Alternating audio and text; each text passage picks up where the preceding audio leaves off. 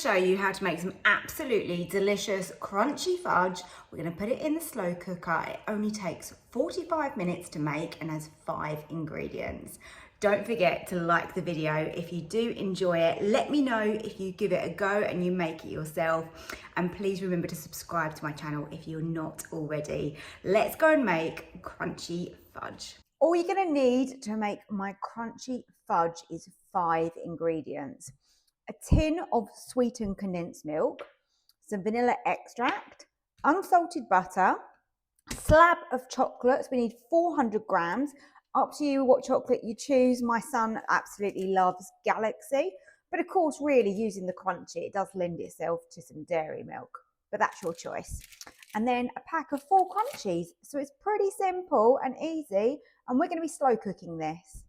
So start off by getting in your condensed milk, and you're going to want to really scrape out the tin to get all of that lovely goodness in there.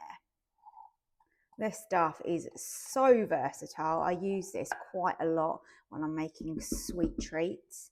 And you don't need to buy a branded one. I find that the Tesco one or the Sainsbury's one works really well. So that just saves you a little bit of money as well. And it's the same with the chocolate. If you want to go with a cheaper chocolate, then that's absolutely fine. Obviously, you're very much going to taste the chocolate. So use something that you enjoy, which is why I have gone with the Galaxy. So I'm just opening that up and we're going to tip that in.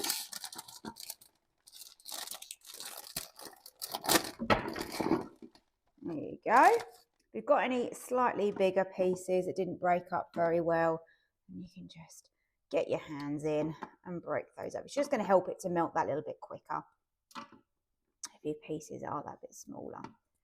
I'm adding in a teaspoon of vanilla. That wasn't quite enough, so I've got a new bottle here, so just finish that off. Make sure you use a teaspoon, and I find that a vanilla bean extract is the best because it's going to give you lots of flavour. 15 grams of unsalted butter. And the last thing to add in is my crunchies. Now you can open these and chop them up and put them in. What I have done is I have left them in the packet and I've just given them a bit of a bash with a rolling pin.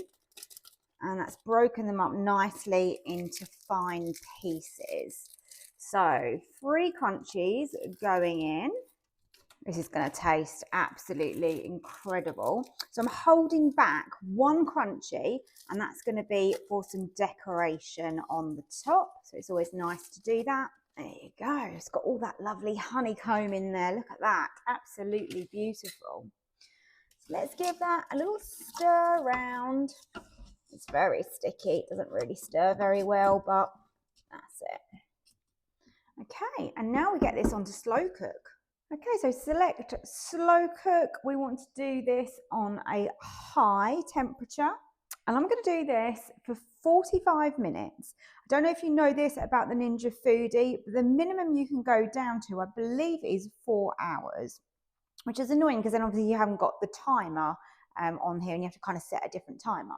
So what I do is I press start, and then you can just reduce this down once it's actually going. So just keep hold of that, 45, press start again, and you've actually now got your 45 minutes.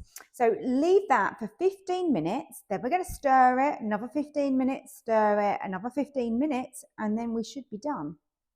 So I just thought I'd show you what it will look like so you can see now that you're able to start stirring this together. So you want to give that a good mix. That chocolate is melting nicely. Oh, smells absolutely beautiful. This is going to be so naughty, but oh so nice. So good mix like that. Make sure you're sort of scraping the bottom.